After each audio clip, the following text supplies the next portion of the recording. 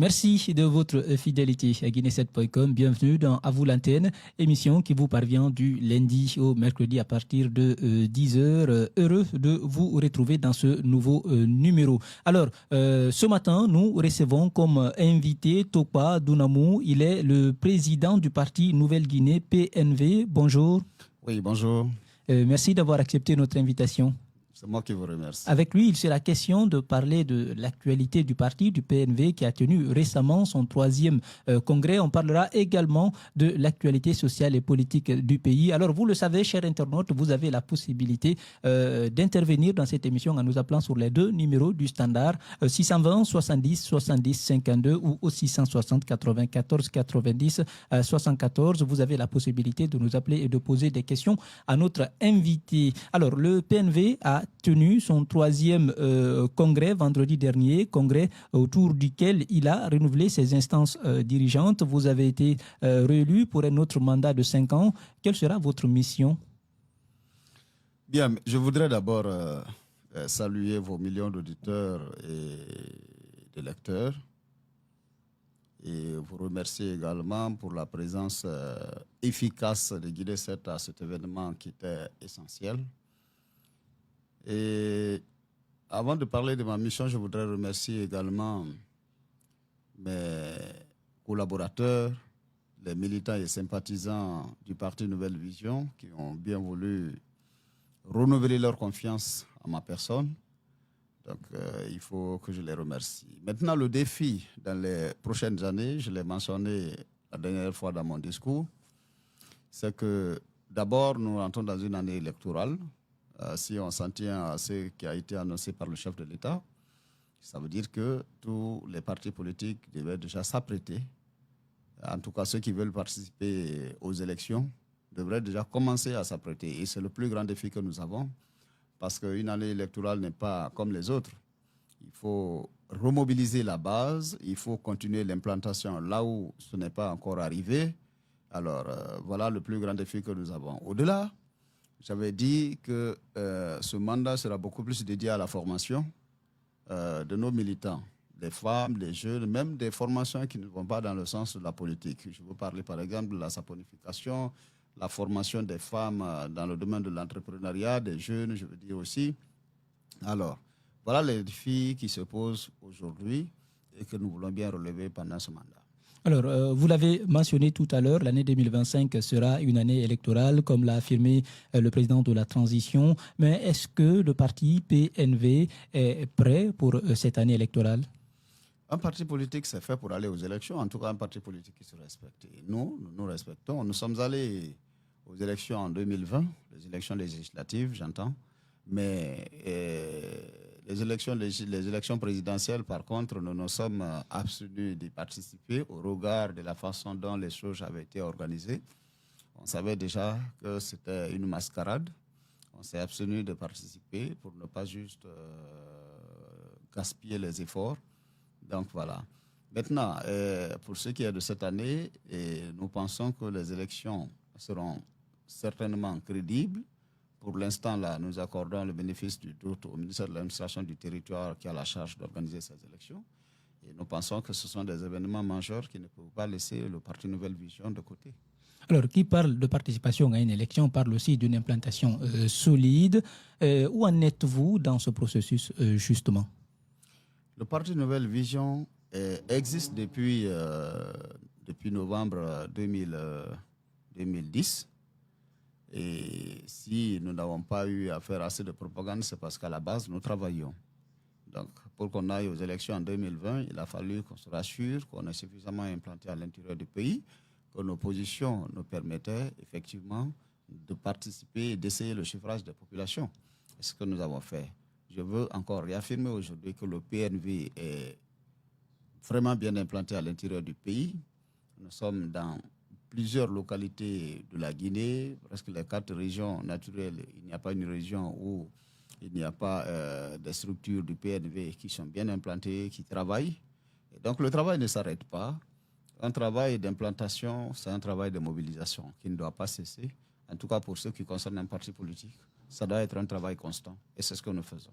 Est-ce qu'on peut s'attendre à votre candidature à la prochaine présidentielle? C'est ce que nous envisageons, mais nous attendons d'abord de voir le contexte dans lequel ces élections seront organisées, parce que quand on participe à une élection, il faudrait que l'échec vous surprenne. Voilà, mais vous devez être sûr que vous réussirez. C'est cela. Donc, tout cela aussi dépend de ce qui se passe la veille. Vous savez, chez nous, on le dit. Si vous voulez connaître la réussite d'un marché hebdomadaire, ça se sent dans l'engouement de la veille. Donc, à ce stade-là, nous sommes en train de voir beaucoup de choses qui nous laissent réfléchir. Et quand on sait que le ministère de l'administration du territoire qui a la charge d'organiser les élections est le ministère du tutelle des préfets et gouverneurs, et que ces préfets et gouverneurs qui sont censés superviser ces opérations électorales à l'intérieur du pays font déjà la propagande d'un futur candidat, nous avons de sérieux problèmes à douter de la crédibilité future de ces élections. Mais cela ne nous amène pas à mettre en cause tout le processus. Nous pensons que d'ici là, le bon sens va prévaloir et les choses seront très bien dans l'ordre. Et c'est un point que nous allons aborder dans cette émission avec vous, Dounamu Topa. Je rappelle que vous êtes le président du parti Nouvelle Guinée, Nouvelle Vision pour la Guinée, PNV. Alors, Monsieur Dounamu, déjà, vous êtes un jeune, vous êtes à la tête d'un jeune parti. Il existe déjà des partis politiques qui sont solidement implantés avec un électorat fixe. Je fais allusion au RPG Arc-en-Ciel, à l'UFDG, à l'UFR. Quels sont vos arguments pour contrecarrer ces partis? Quels sont vos arguments pour occuper aussi des lopins électoraux? À ce stade, aujourd'hui, on ne peut attribuer aucun chiffre à un parti politique. Vous savez, lorsque nous rentrons en période de transition, lorsqu'il y a des événements politiques majeurs, les cartes sont presque rebattues. Donc, il ne faut pas aujourd'hui coller des étiquettes à des partis ou à d'autres. Nous sommes aujourd'hui tous sur le terrain politique. En tant que parti politique, et nous estimons que c'est les élections qui vont départager. C'est les élections qui montreront qui est bien implanté, qui est populaire dans ce pays, qui est grand parti dans ce pays. C'est ce que j'estime.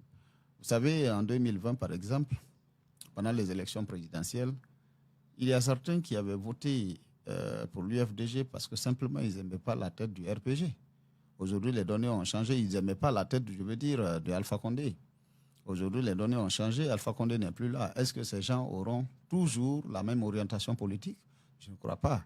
Ça veut dire qu'il y a un bouleversement total dans la sphère politique nationale. C'est ce qu'il faut comprendre. Et certainement, on va toucher, mais si la gente présente un candidat, tout cela contribue à changer complètement la physionomie politique du pays, surtout en matière électorale. Donc, on ne peut rien dire. Ce que nous faisons de notre côté, c'est de continuer à travailler, à rassurer nos militants, à rassurer ceux qui nous font confiance et à faire en sorte que, en allant aux élections, que nous soyons sûrs que nous allons avoir leur vote. Alors, qu'est-ce qui fait votre particularité? Qu'est-ce que vous avez de mieux à proposer que les autres partis n'ont pas proposé? D'abord, nous nous inscrivons totalement dans une logique constructive. Tout ce qui est manifestation des rues, chez nous c'est interdit, je l'ai dit. Nous devons utiliser d'autres arguments pour des revendications éventuelles. Et nous avons un programme politique, un programme de société qui est très, très ambitieux. Si vous le permettez, on en parlera, mais je ne pense pas qu'on aura suffisamment de temps pour détailler tout cela ici. Vous pouvez donner l'essentiel. Mais il faut dire que nous sommes un parti jeune, un parti qui porte vraiment des ambitions pour ce pays. Nous estimons que nous pouvons construire une Guinée nouvelle avec tout ce que nous avons dans notre carquois. Mais avec quel point? Vous dites? Avec quel argument? Bien, mais l'argument, ce sera fondamentalement notre programme de société. C'est ce que je dis. Qu'est-ce que vous proposez de mieux que les autres n'ont pas? Ce que nous proposons aujourd'hui, d'abord, peut-être d'autres l'ont proposé, mais quand les gens le disent, il faut passer à l'action.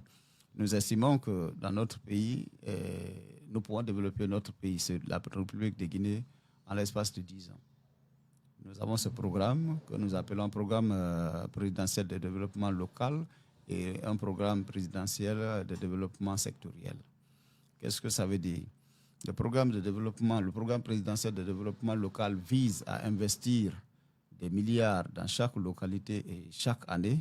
Quand je dis dans chaque localité, nous allons faire le choix de 8 préfectures. Vous savez, en Guinée, quand je prends la configuration ancienne de nos communes, nous avons 33 préfectures et 5 communes. Je parle bien de l'ancienne configuration. Alors, nous nous sommes basés sur ça pour établir notre programme de société. En le faisant, nous estimons que chaque année, nous pouvons prendre 2 préfectures dans chaque région. 2 préfectures dans chaque, disons 8 préfectures chaque année. Et dans les 8 préfectures, on essaie d'investir dans un premier temps un montant de 2 000 milliards dans chaque localité. Vous savez aujourd'hui que le budget annuel, je crois que vous avez vu la loi des finances dernièrement, nous sommes à plus de 40 000 milliards. Je pense que nous avons fait une répartition efficace de tout cela et en prévoyant aussi d'autres moyens d'augmenter les revenus de la Guinée. Donc tout cela contribue à réaliser ce programme-là. Quand on investit 2 000 milliards dans chacune de ces préfectures-là, je pense que nous pouvons faire un exploit. Vous l'avez vu, ce qui nous a inspiré, c'est effectivement le programme des indépendances, de la fête tournante des indépendances, ici, qui a été initié par le président Alpha Condé. Nous l'avons apprécié et vous avez vu, dans toute la région forestière, par exemple, on a investi 167 milliards de francs guinéens. Et ça a carrément changé la physionomie, non seulement du chef-lieu des régions, mais aussi dans certaines préfectures, les bâtiments administratifs. On a quand même constaté qu'il y a eu une évolution. Mais le montant était insignifiant. Alors, si nous prenons aujourd'hui le courage d'investir 2 000 milliards, rien que dans un premier temps, au chef-lieu de préfecture que nous choisissons, à 8 préfectures par an, ça vous fait 40 préfectures en 5 ans. Or, on n'a pas 40 préfectures en Guinée. Donc, ça veut dire qu'effectivement, en 5 ans, nous pouvons couvrir toutes les préfectures. Donc, voilà un peu aussi, il y a des détails très poussés liés à cela que nous ne pouvons pas faire ici maintenant. Mais brièvement, sachez que si on a investi 100 et quelques milliards à Bokeh et que cela a donné, je crois à Bokeh d'ailleurs, c'était 57 milliards. Si cela a donné ce que ça a donné aujourd'hui, il y a eu des changements, ça a changé la physionomie et partiellement de la préfecture, voire même de la région. Je pense que là où on investit 2 000 milliards, il faut s'attendre à un exploit. Et ce que nous faisons, pendant un premier mandat de 5 ans, nous investissons les 2 000 milliards dans les chefs-lieux des préfectures seulement. Et quand on a la chance de bénéficier encore de la confiance des populations, pendant le deuxième mandat, ce montant-là ira dans les sous-préfectures. Ce qui fait qu'en l'espace de 10 ans, et les chefs-lieux et les sous-préfectures auront un aspect vraiment développé, et parce que ce programme touche tous les secteurs. Et aujourd'hui, qu'on distribue l'argent à la tête ici et qu'on continue à parler de détournement, alors je pense que si cela est bien établi, comme nous sommes en train de le prévoir, je crois que nous pouvons réussir. L'autre aspect de notre programme, c'est bien l'agriculture. Nous estimons, nous sommes d'accord avec ceux qui pensent qu'il faut laisser les investisseurs privés faire le travail, investir, mais pour ce qui concerne l'agriculture, un pays ne peut pas permettre que ses populations se nourrissent à partir de l'étranger. De l'importation. Aujourd'hui, nous importons beaucoup de riz en Guinée. C'est des tonnes de riz que nous importons chaque année et cela doit changer. Ça dure depuis des années et ça doit changer maintenant. Et ça prouve à suffisance que les acteurs économiques, les opérateurs économiques en Guinée ne sont pas à mesure de nous aider dans ce sens. Il faut l'implication effective de l'État.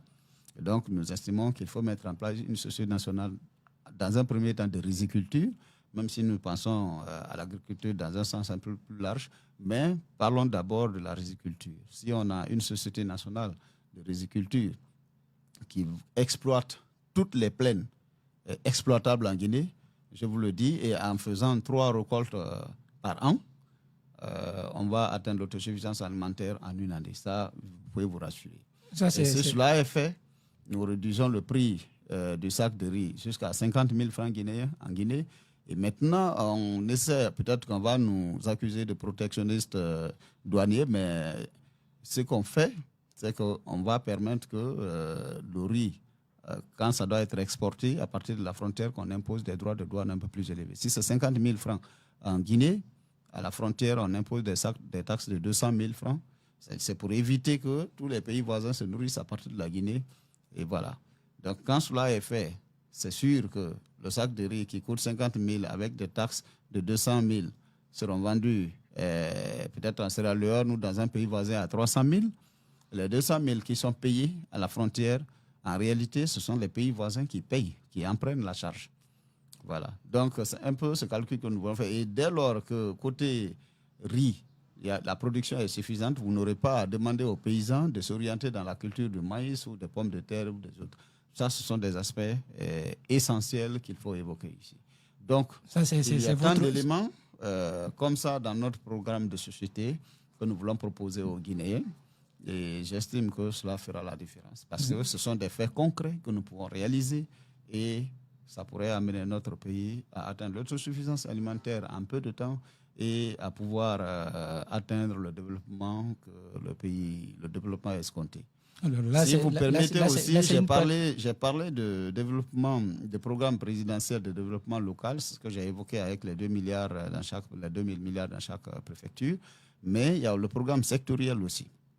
Le programme sectoriel de développement qu'on évoque, c'est que chaque année, on prend un secteur bien défini. Je peux vous dire que cette année, pendant le discours de fin d'année du président, on vous dit que l'année qui suit, la nouvelle année sera consacrée au transport, au secteur de transport. On mobilise tous nos partenaires, tout le monde, tous ceux qui évoluent dans ce domaine. On essaie d'en finir. On essaie vraiment de faire des investissements considérables de sorte qu'après, on ne revient plus là-dessus. On peut aussi, l'année suivante... Ça, c'est quelques points de votre programme de société. Alors, nous sommes avec Tokwa Dounamou, le président du parti PNV. Alors, chers internautes, vous pouvez nous joindre sur les 2 numéros du standard, 620 70 70 52 ou au 660 94 90 74. Alors, avant l'appel des internautes, on va parler maintenant de l'actualité politique du pays. Quel est votre regard sur le déroulement de la transition actuelle? La transition, si on a un jugement dessus, c'est que dans un premier temps, l'objectif principal est un peu mis de côté, et parce que l'objectif principal d'une transition, toutes les activités qui se mènent, c'est le retour à l'ordre constitutionnel. C'est cela, parce que quand vous devez juger un projet, il faut d'abord voir quels sont les objectifs qui ont été assignés dès le départ. L'objectif en Guinée de la transition, c'est de mettre tout en œuvre pour un retour rapide à l'ordre constitutionnel. Maintenant, il y a d'autres éléments qui viennent se greffer à cela. On parle de remodelage des institutions, on parle de rectification institutionnelle, c'est l'expression, on parle de refondation, de ceci, de cela. Il y a des changements qui sont perceptibles quand même à Conakry, à l'intérieur du pays. Du point de vue développement, il y a des choses qui changent. C'est ça la vérité. Mais tout cela relève de ce qu'on appelle joindre l'utile à l'agréable.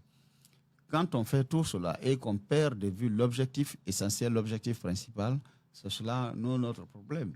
Mais nous félicitons le gouvernement, nous félicitons le CNRD pour tous les changements que nous voyons aujourd'hui en Guinée. Il y a vraiment des changements qui sont perceptibles. Maintenant, le retour à l'ordre constitutionnel et la gestion inclusive de la transition qui manque au processus devait être une priorité. Parce que nous constatons que la gestion est presque unilatérale.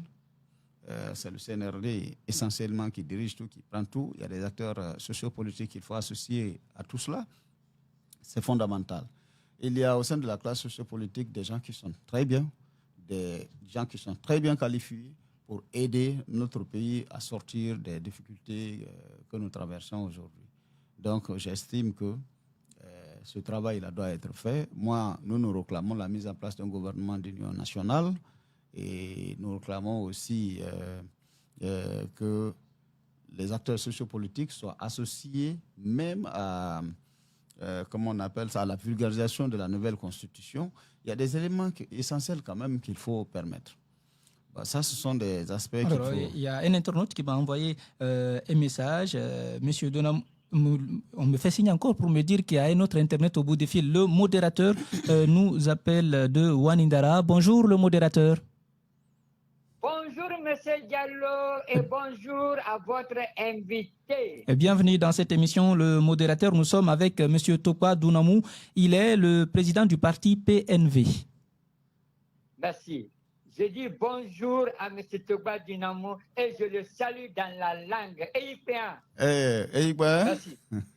Merci. Ouais. Je vais lui demander quelles sont les relations de bon voisinage entre lui et son ministère de tutelle, celui de l'aménagement du territoire, dans le cadre du RAVEC, et quelle attente pour son parti pour la vulgarisation et le retour rapide à l'ordre constitutionnel. Quel est son avis là-dessus? Merci. Merci à vous, le modérateur qui nous a appelé depuis Wanindara. On va répondre au Bita Kotak. J'ai bien saisi sa question, elle est fondamentale. Je crois tout à l'heure, j'ai dit qu'il faut associer les acteurs sociopolitiques au processus. C'est-à-dire, vous voyez, la vulgarisation de la Constitution devait être associée, mais aussi et surtout au PN-RAVEC, parce que ça nécessite qu'il y ait une certaine sensibilisation à la base. Il y a une désinformation à l'intérieur du pays, une désinformation dans certaines familles. On fait croire que le recensement, à la longue, on va vous demander de payer de l'impôt, c'est pour qu'on puisse maîtriser la population et puis vous faire payer des impôts, vous soumettre à ceci ou à cela. Donc, quand il n'y a pas une bonne sensibilisation, il y a problème. Or, les acteurs sociopolitiques ont des militants à l'intérieur du pays.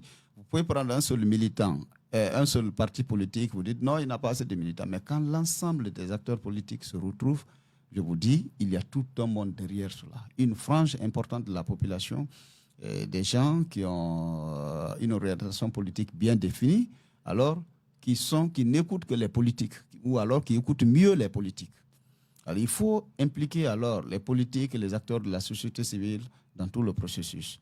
Pour ce qui est du PN-RAVEC, nous estimons déjà qu'il y a eu assez de temps, cela a mis assez de temps déjà avant de nommer le responsable du PN-RAVEC, le coordinateur. Ça a pris assez de temps et je crois que tout le retard que nous accusons aujourd'hui dans l'organisation même du référendum est lié à cet état de fait parce que c'est le PN-RAVEC qui produira le fichier électoral.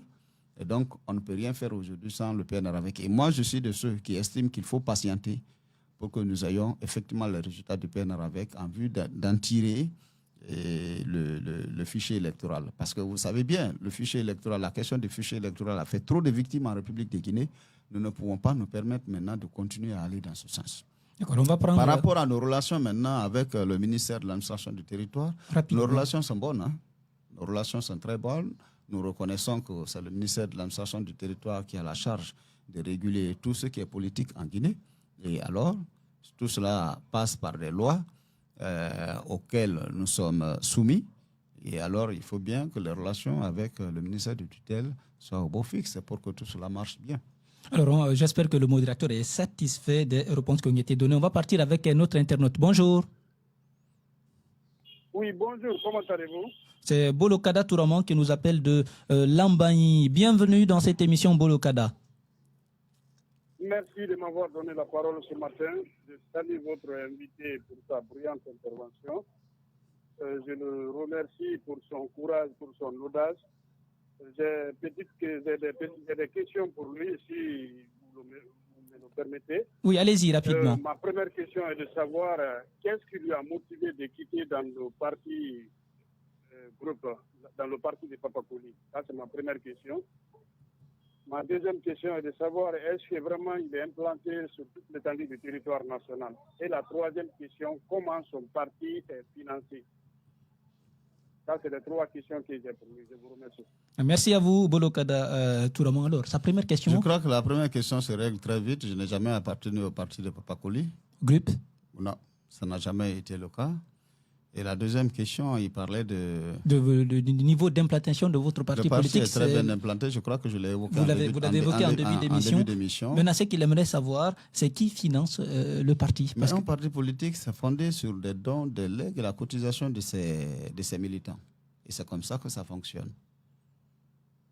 Parce que c'est quand même une question cruciale qui concerne la plupart des partis politiques. Parce qu'il y a des partis, en réalité, c'est que le président, c'est le président le principal bailleur.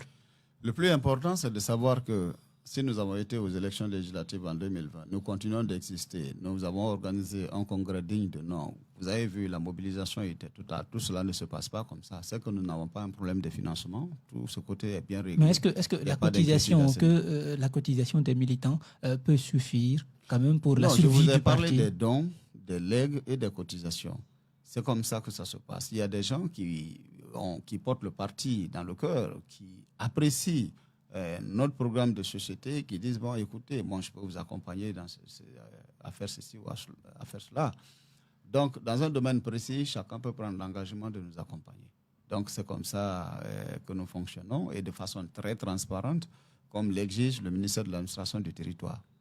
Alors, on va prendre la question de Thibou Dieng qui nous a envoyé un message. Monsieur Dunamou, s'il vous plaît, je peux connaître votre CV et quelle est votre vision pour les prochaines élections? Alors, il aimerait connaître votre parcours. À la base, moi, je suis ingénieur en informatique. J'ai donc commencé ma carrière à Celcom Guinée, où j'ai été directeur adjoint du service informatique. Et ensuite, j'ai été le secrétaire général, je suis syndicaliste aussi, j'ai été secrétaire général du syndicat de Celcom Guinée. Et de là-bas, je suis allé vers les institutions. J'ai été responsable informatique d'abord de l'OIM Guinée, l'Organisation internationale pour les migrations, avant d'être le senior IT pour l'Afrique de l'Ouest et du Centre. Et j'ai démissionné en 2020 pour m'occuper d'une entreprise que j'ai créée. Moi-même, je suis à la tête aussi, je suis chef d'entreprise.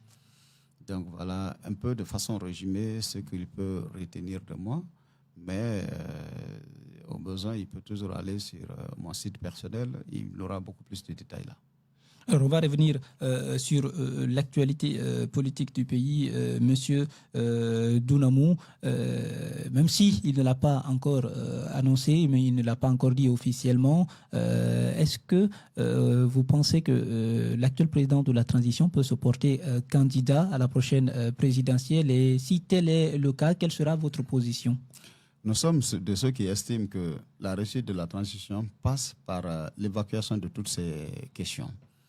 Pour nous, si la question de la candidature de quelqu'un continue à poser problème en Guinée, au sortir de la transition, c'est qu'on n'a pas réussi la transition. J'estime que la démocratie, c'est l'expression plurielle qui compte. C'est le pouvoir du peuple. Alors, il faut laisser le peuple faire son choix. Pourquoi on a peur de la candidature du président Doumbouya? C'est parce qu'on craint qu'il y ait fraude. On craint le manque de transparence que l'on pourrait enregistrer. Alors si jusque-là nous continuons à réfléchir à cela, à penser, on a des problèmes. Nous voulons qu'au sortir de cette transition, que nous ayons des institutions démocratiques, des institutions qui sont indépendantes, un organe de gestion des élections complètement indépendant, qui peut organiser les élections et accepter la perte de celui qui est à la tête du pays, du président en exercice. Nous l'avons vu au Sénégal tout près. Lorsque Abdoulaye Wade a forcé la situation pour être président, c'est vrai, dans la rue, les gens se sont opposés. Mais la vérité des journaux a prouvé qu'il n'était pas le choix de la majorité des Sénégalais. Et finalement, il s'est plié à la décision, il est parti. C'est ce que moi j'appelle la démocratie. Aujourd'hui, si Doumbouya décide de se présenter, moi, personnellement, je n'ai pas de problème si tout se passe dans les règles de l'art. Si tout se passe dans les règles de l'art et qu'il est élu, ça veut dire que c'est le choix du peuple. Si ça se passe de façon transparente, je le dis encore. Mais s'il y a des éléments un peu obscurs autour de l'organisation du processus, alors c'est ce qui laisse des interrogations. Et c'est de cela que nous devons sortir. Parce qu'on parle de détournement de milliards de ceci, de cela. Mais le plus grand vol dans un pays, c'est le vol des voix des populations. Parce que quand vous volez les voix des populations et que vous vous proclamez président, d'abord, vous n'êtes pas légitime. Ça veut dire tout ce que vous utilisez, l'utilisation que vous faites des moyens de l'État, des moyens financiers, de la force publique, tout ça, ça se passe dans l'illégalité. Alors, c'est ça, c'est ce qu'il faut éviter. Une dernière question, M. Donamou. Est-ce que si Mamadi Doumbouya vous tend la main pour travailler avec lui, est-ce que vous allez accepter la main tendue? Déjà, nous sommes là, une période de transition est une période de crise. Ça, il faut le reconnaître. Et tout Guinéen qui n'accepte pas de venir au secours de son pays en période de crise pour répondre simplement à ses ambitions personnelles, nous pensons que ce Guinéen n'est pas patriote. Aujourd'hui, s'il y a un domaine dans lequel je peux aider pour que nous sortions de cette situation, parce qu'il faut comprendre qu'avec cette transition, il y a des bailleurs de fonds qui refusent carrément de venir s'installer parce qu'il y a une instabilité encore. Le pays n'est pas stable à ce stade-là. Donc, il y a des difficultés qui peuvent pointer à l'horizon. Et plus la situation dure, plus les risques se lèvent. Donc, ce qui peut aider aujourd'hui à sortir rapidement de cette situation-là, il faut qu'on y arrive. Donc, moi, je dis que si je peux aider en quelque chose, je le ferai. Mais volontiers, je ne le fais pas pour Mamadi Doumbouya, je ne le fais pas pour qui que ce soit, mais pour mon peuple, pour mon pays. C'est de cela qu'il s'agit. Donc, je crois qu'il y a un sujet sur lequel je voudrais un peu revenir. Alors, rapidement, c'est la transparence. En une minute. Oui, donc la transparence des élections. Je disais bien que je n'ai pas de problème à ce que Mamadi Doumbouya soit candidat si le jeu démocratique est totalement ouvert et si la transparence gouverne tout ce qui va se passer, si la transparence gouverne tout le processus. Maintenant, aujourd'hui, nous remarquons que s'il doit être candidat, bon, disons que c'est un futur candidat, mais il est déjà en campagne à l'intérieur du pays. Partout, nous parlons de mouvements de soutien. On prive les autres partis politiques d'en faire autant. C'est déjà un élément qui nous inquiète, qui inquiète toute la classe politique.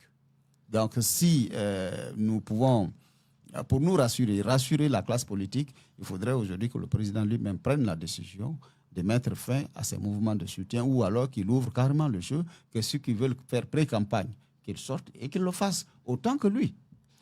Alors, Tokpa Doumbouya n'est pas contre une éventuelle candidature de l'actuel président de la transition, mais si et seulement ainsi le jeu démocratique est ouvert et équilibré. Merci à vous d'avoir répondu à nos questions. C'est moi qui vous remercie.